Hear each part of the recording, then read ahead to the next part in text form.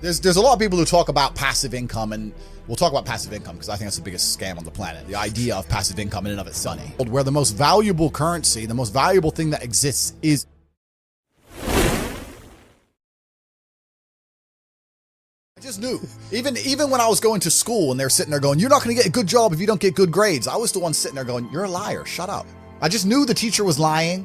I knew school was bullshit. I knew college was bullshit. I knew university was a lie. I always knew it was a trick and a con. I didn't truly understand things to the level I understand them now. But I had an intrinsic understanding, and I think everybody does. If you're in a gas station and it's 3 a.m. and a Lambo pulls up and a guy gets out of it, you're thinking criminal, drug dealer, gangster. Yeah. You're not thinking, he has a uni degree. Because you're not going to think that. So when you see money, people don't even associate the money they see with university. But then they go, "I want to make money, so I'm going to university." It doesn't make sense. It doesn't make sense at all. So I think everybody knows that the system and the path they lay out for you is not a path that's going to lead to where you want to be. And I didn't know what the other path was, but that intrinsic distrust for the system and that distrust for the things they wanted me to do made me search for other avenues. And then I found them, right? And if you speak to the people who are richest, if you speak to the people you know, this is for everyone at home as well, if you speak to the people you know who have the most money and go up to them and say, "Hey, what made you rich?" None of them say school. They teach you things that the problem is as well, it's difficult because the way that humans work and the way that we've evolved as a species is that we don't really learn lessons unless they're learned the hard way. Yeah. I believe that unless a lesson has taught the hard way, you're not going to learn it. You can have so many near misses and people won't learn their lesson. Bro, you must know a guy who goes out there, nearly crashes his car, doesn't slow his ass down until he wrecks it. Yeah. Like, this is how people are, right? So you need that pain for the lesson to sting enough to really genuinely go inside of your mind. And it's the same with everything. It's the same with driving a car or business. Truthfully, if you want to learn a lesson about business, you're going to have to suffer at some point, right? So we always say that most people are not successful with their first companies, X, Y, Z, blah, blah, blah. I get that. The truth is there's a lot of people who make a lot of money with their first company, but they just spunk it, act an idiot, and it all blows up in their face. And that's how you get the discipline on your fourth company that when you have $3 million in the bank, you just leave it there.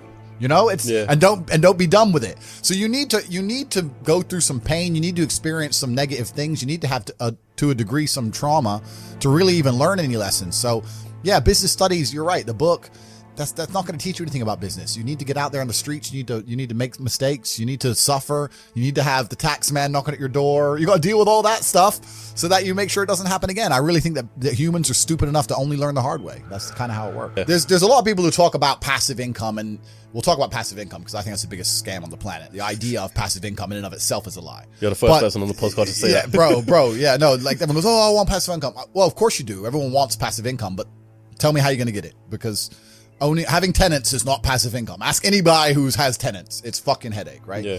If I have a house XYZ, I got to make sure it's looked after, not broken into, the electricity's on, it's cleaned. I got to get someone on the ground. My assistant's got to deal with it.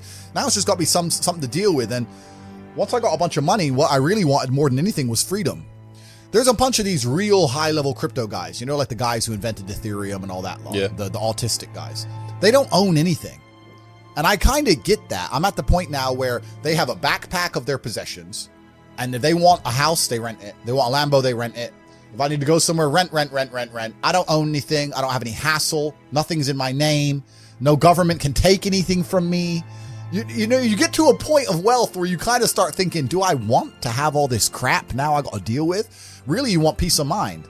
And I have enough troubles in my head. I don't need to be worried about my mansion in Santa Monica, which has been broken into, and I don't even go there. Do you know what I mean? It's just long.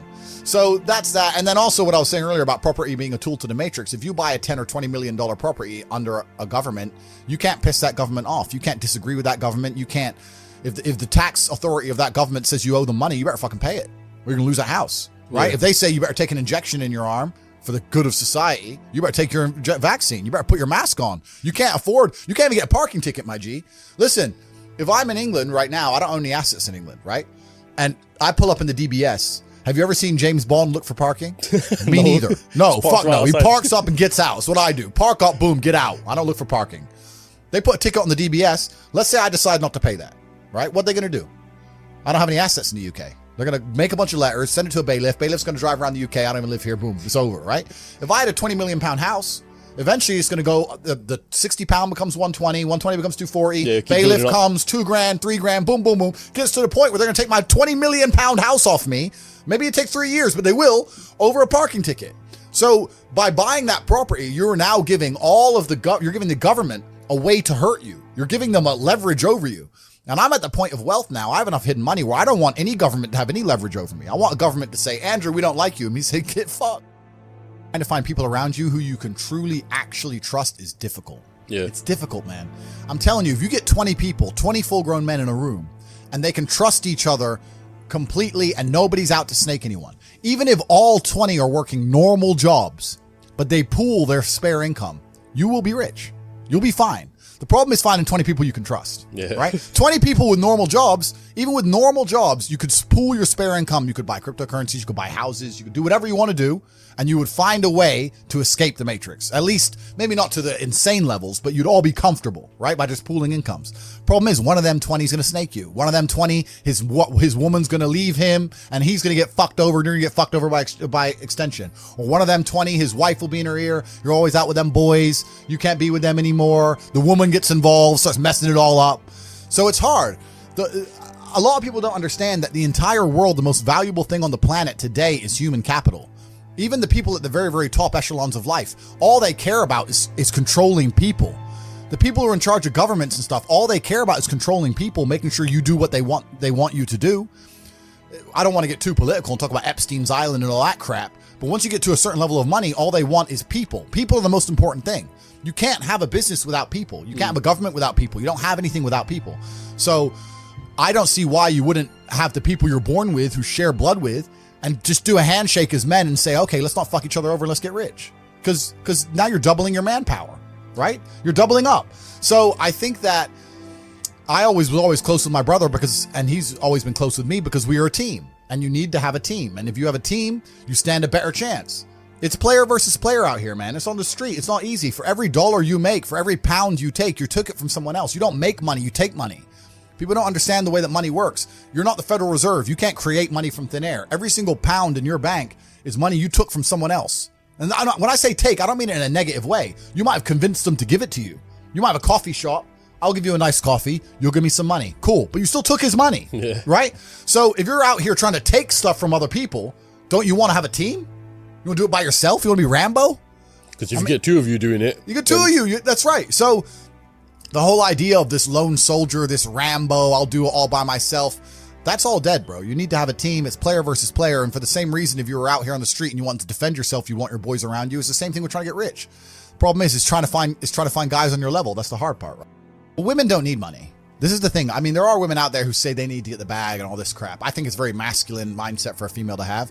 Women don't really need money, not to the extent a man needs money. I mean, I understand they need to live, and they say it's expensive to get their nails done, blah, blah, blah. But they don't need a nice car.